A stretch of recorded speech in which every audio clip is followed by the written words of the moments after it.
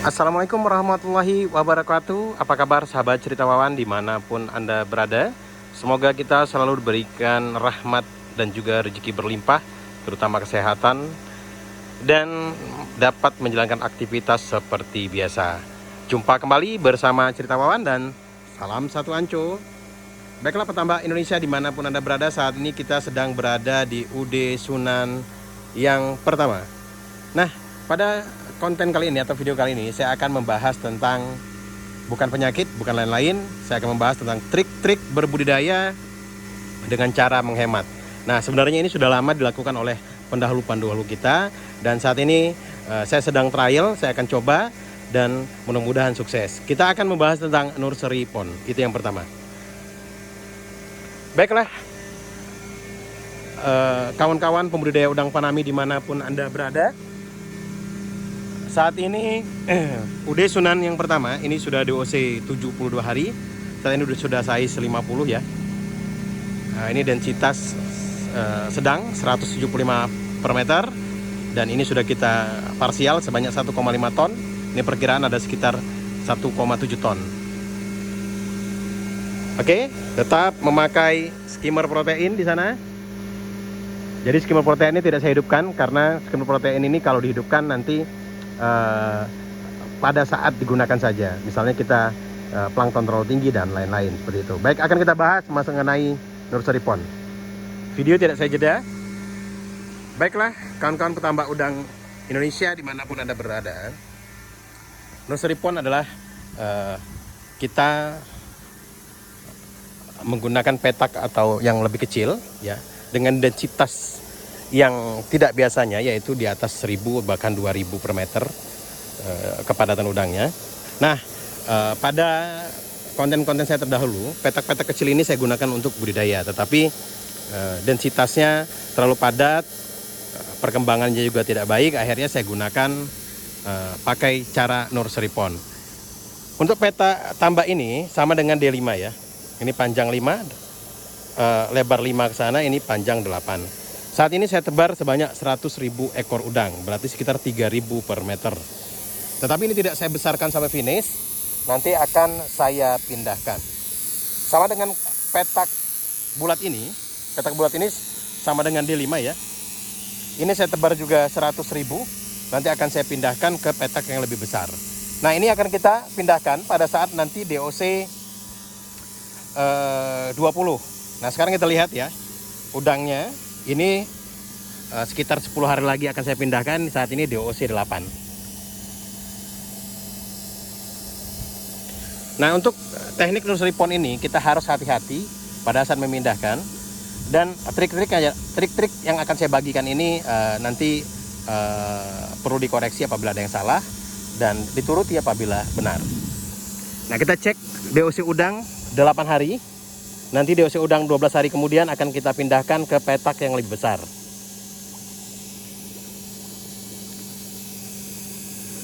Nah, ini udangnya ya.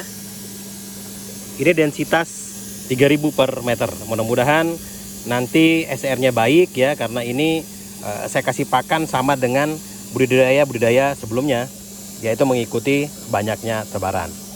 Nah, kawan-kawan, untuk nursery pond sendiri sudah dikenal puluhan tahun yang lalu, dan dulu sudah dipraktekkan oleh salah satu perusahaan pelopor budidaya, yaitu CPB ya, atau CP Prima. Nah, syarat-syarat tersendiri dari nursery pond ini ya, misalnya kita, salah satu contoh petak tambak saya ini ya, ini sudah saya siapkan lahannya kosong dan sudah saya jemur. Nah, seperti ini. Ini adalah nanti tempat memindahkan dari udang ini saat nanti DOC 20 hari. Nah, jadi tujuan dari nursery pond itu adalah pertama untuk menghemat biaya dan untuk menekan FCR sehingga bisa di 0,7 FCR-nya. Jadi nanti pada saat DOC 20 hari ini akan saya pindahkan dengan hati-hati, tetapi tidak boleh dijala ya. Saya akan pakai serok. Dan akan saya buatkan serok yang misalnya lingkarannya 60 cm atau kotak dengan panjang 60 cm. Jadi Kenapa nursery pond tidak boleh pondnya atau petak tambaknya besar-besar? Karena ditakutkan kita tidak bisa memindahkan total. Makanya kalau nursery pond itu dia akan menggunakan petak tambak yang lebih kecil, jauh dibanding petak tambak yang akan dipindahkan. Nah, untuk cara teknik memindahkan nursery pond atau benur yang kita tebar biasanya benur PL kecil, yaitu PL6. Nanti pada saat di usia 20 hari mungkin dia pertumbuhannya lebih lambat dari biasanya pada saat kita tebar di petak biasa. Biasanya kita akan menemukan udang masih di setengah gram. Tetapi jangan khawatir, karena udang ini kita tebar dengan PL yang lebih kecil, ya PL6 misalnya, kita minta khusus untuk ke hatchery memesan benur yang lebih kecil untuk di nursery pond. Tujuan yang pertama adalah pada dasarnya di hatchery benur itu dikarantina dengan sangat hati-hati, ya. Setelah itu biosecurity-nya pun sangat ketat dan akan dilepaskan di PL minimal 8 sampai dengan 12. Nah, tujuan dari nursery pond ini kita membiasakan udang, ya, pada saat kecil sudah menyatu dengan alam atau menyatu dengan kualitas air petak tambak kita agar dia lebih strong dan lebih resisten, lebih tahan terhadap penyakit. Nah, kembali lagi pada saat nanti di usia 20 hari saya pindahkan menggunakan serok, ya. Dengan catatan satu, saya siapkan dulu air yang sudah kita berikan kaporit, yang sudah kita yakinkan bahwa air ini benar-benar steril tanpa ada penyakit. Jadi tidak perlu air yang sudah ada plankton, tetapi ada plankton pun lebih baik. Jadi misalnya airnya 2 atau 3 hari kita masukkan, sudah kita biose dan airnya memang sudah aman untuk kita pindahkan, maka itu sudah cukup baik untuk kita pindahkan nursery. Jadi untuk kualitas airnya tidak perlu sama dengan kualitas air yang ada di dalam petak tambak pada saat nursery pond. Yang penting kita jaga adalah DO-nya baik, pH-nya hampir sama. Jadi yang terutama kita cek adalah DO dan pH. Kalau pH di sini misalnya di angka 7,6, maka di sana minimal di angka 7,1 atau 7 pun dia akan hidup. Kalau sisi pH-nya dari 7 ke 5 atau dari 8 ke 6, maka dipastikan udang ini mengalami kendala. Nah, adapun cara-cara teknik dalam memindahkan udang dari nursery pond ke petak tambak pembesaran. Biasanya kawan-kawan channel-channel terdahulu mereka menggunakan aerator, ya, aerator. Setelah itu nanti aeratornya yang pakai baterai nanti diletakkan ke dalam ember, lalu aeratornya dihidupkan. Tetapi sekarang dunia semakin maju, kita memakai namanya oksigen padat. Seperti ini oksigen padatnya, ya. Ini saya sudah beli, kemarin sudah saya pindahkan, ya. Sekarang sudah di usia 40, ya. Tuh, oksigen padat. Seperti ini oksigen padatnya. Nah, ini kalau diletakkan ke dalam air, maka dia akan menjadi butiran oksigen seperti aerasi. Jadi, misalnya saya praktekkan, ya. Saya ambil segenggam atau setengah sendok. Terus akan saya isi air di sini. Ya, isi air. Ini video tidak saya jeda, ya, biar real. Nah, misalnya saya isi air seperti ini. Tuh, maka nanti oksigen padat ini akan membentuk gelembung-gelembung udara seperti ini.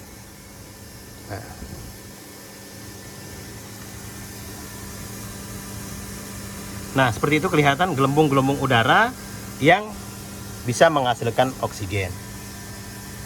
Nah, nanti pemindahannya adalah saya biasakan pakai ember atau pakai styrofoam. Nah, seperti ini misalnya kita pakai ember lah, ya. Pakai ember, misalnya anggap ini ember. Saya isi air, saya letakkan oksigen padat, setelah itu saya masukkan udang.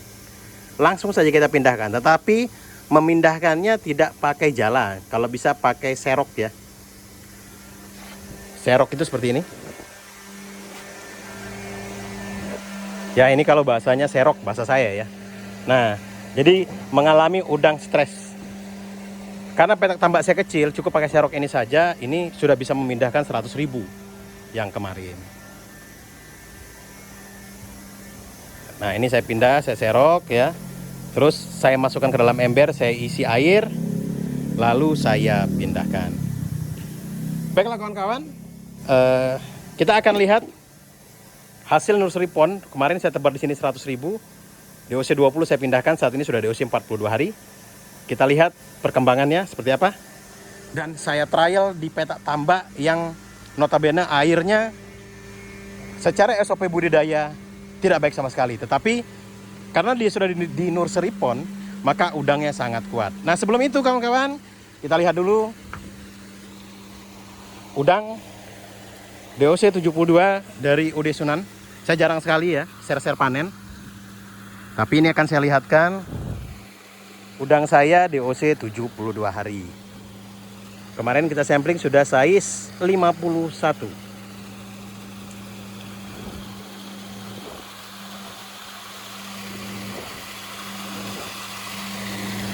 Wah, ini udangnya besar-besar. Ini baru pakan tadi. Nah, udang besar-besar. Ini sudah size 51 per ekor. Mudah-mudahan cuan. Saya perkirakan ini FCR di angka 1,2 setelah parsial. Nah, baiklah kawan-kawan. Kemarin kebetulan saya pakai nursery pond. Saya pindahkan 22 hari yang lalu. Saat itu masih setengah gram. Saya lupa untuk videokan karena pada saat itu saya memindahkan tergesa-gesa ya. Jadi lupa bawa HP. Nah, bisa kawan-kawan lihat. Ini petak tambak tanah ya.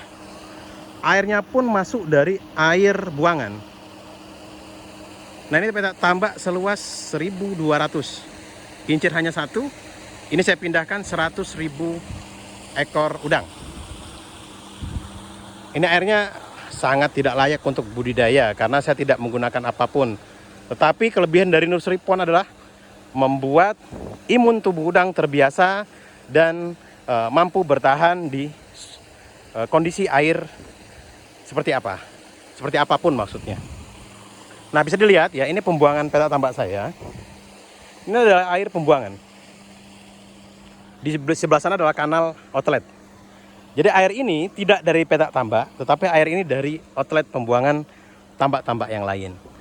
Kita lihat ya, ini perlu hati-hati. Nah ini airnya sangat menjijikkan, tetapi karena ini program dari nursery pond, udang terbiasa hidup di alami. Jadi dari PL kecil sudah kita biasakan hidup di tempat-tempat yang kotor seperti ini. Jadi udangnya tidak kita manja-manja pada saat nursery pond. Ini udangnya kita biarkan saja menjadi udang liar. Baiklah, saya akan cari anconya. Di mana anconya? Sebentar, oh ini. Sepertinya di sini. Anconya kok tidak terlihat? Oh ini anconya. Oke, ini DOC 42 hari ya. Anconya ala-ala ini. Ini kalau bisa kita cek, ini kedalamannya tuh. Ya. Hah. Setengah meter. Tidak sampai setengah meter. Hanya 40 cm saja. 40 cm saja. Tapi dalam sana lumayan dalam ya, sekitar setengah meter lah ya. Nah kita akan cek udangnya. Ini agak susah karena tangan satu. DOC 42 hari. Aduh. Udangnya ini kita biarkan menjadi udang liar. Ini agak susah karena tangan satu. Kita coba lagi angkat. Udangnya menjadi udang yang bukan kita pakai SOP karantina yang lain. Wow. Luar biasa. 22 hari dari pemindahan. Udangnya makannya bagus ya. Ini baru pakan ya. 100.000. Dan kita nggak kasih bakteri, nggak kasih apa-apa. Yang penting oksigennya ada. Seperti ini udangnya. Dengan kualitas air tidak layak budidaya. Tetapi sebenarnya jangan ditiru kawan-kawan ya. Ini hanya salah satu solusi ya. Nah ini airnya bisa dilihat, air masuk dari kanal. Nih bisa dilihat ya. Air petak tambak ini berasal dari air comberan atau air pembuangan. Air pembuangan petak tambak. Nah, apabila nursery pond ini kita memakai air yang lebih baik, itu pasti lebih hasil lebih mantap. Jadi apa yang saya lakukan ini tidak perlu ditiru, tetapi saya hanya bercerita tentang nursery pond daya tahan tubuh udang lebih baik dibanding kita menebarkan udang secara langsung. Seperti itu. Tetapi memang syaratnya media nursery pond atau kotaknya atau tambak nursery pond itu harus lebih kecil agar kita mudah dalam memindahkan. Karena memindahkan udang dengan cara sistem nursery pond tidak boleh dijala karena udang akan mengalami stres, bengkok, nanti kram,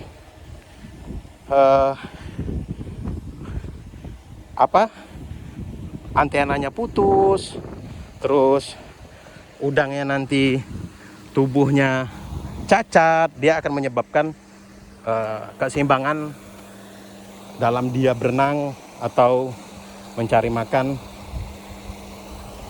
kurang. Jadi bisa mengakibatkan udang mati. Baiknya nursery pond memakai petak yang lebih kecil. Terima kasih Petambak Udang Indonesia.